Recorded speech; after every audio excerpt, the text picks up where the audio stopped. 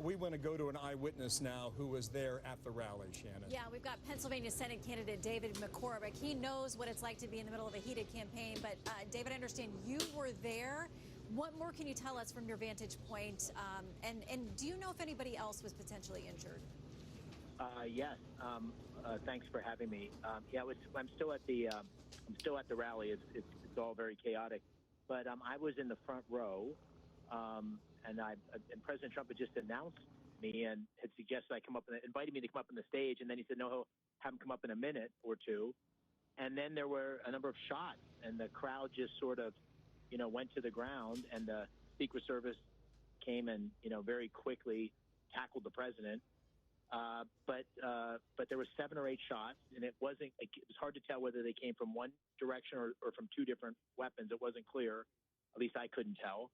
And then sadly, someone behind me up in the bleachers was definitely wounded. And there was a lot of blood, and, the police came in and helped carry that person out of the stand so they could get the care they needed. I'm not sure if others were injured or not. It was all, as you might imagine, very chaotic. But it was a very scary moment, obviously, because our president and innocent bystanders were under siege. Yeah, sir, can you tell us how many people had gathered there today? It looked like quite the turnout. And also, can you just take us through what you saw from your perspective? Did it come from your left side or your right side, or where was it in relation to where you were located? Yeah, I don't, it was an enormous crowd. I had asked a number of law enforcement officers, and they had said something around 15,000. So I don't know if that's an official number, but it was certainly huge. And it just kept coming and coming. It was building throughout the day. It's hard to tell, but at least some of the shots, I was sitting to President Trump's right as he was facing the crowd, and I was in the front row. It felt like some of the shots came from his left side, which would make sense because someone behind me was hit.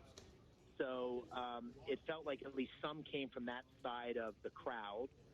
And as I said, I couldn't tell whether it was one gun or 2, but there were 7 or 8 shots, just one right after another.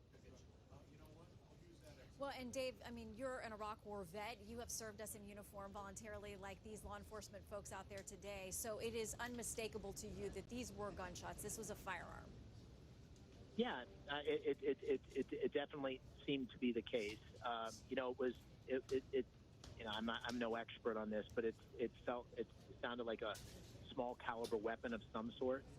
Initially, I thought it might be fireworks or something, but then the succession of the shot, I think it was clearly a weapon, a firearm. And as I said, I couldn't tell whether it was 1 or 2, but clearly this was, from my vantage point, as someone who was there, it seemed very much an attack directed at the president, and a very scary moment. Sir, can you tell us again about the person you saw who was injured or wounded?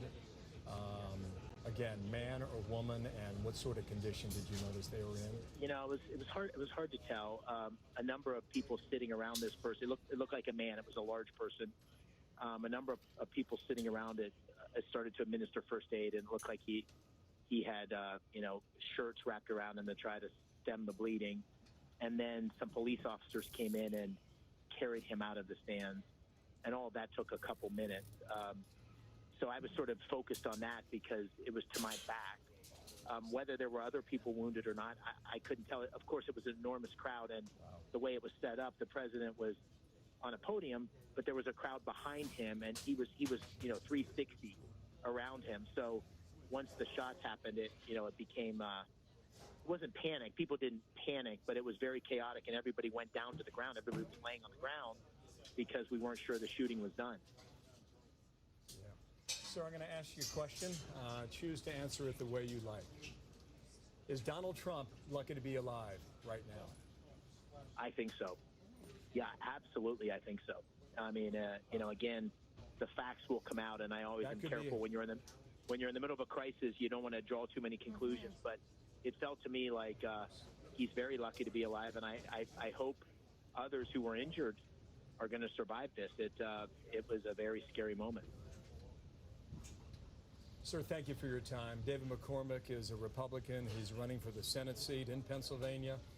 And he was there, front row, for that incident today. Sir, thank you again for your eyewitness account. Shannon. Yeah,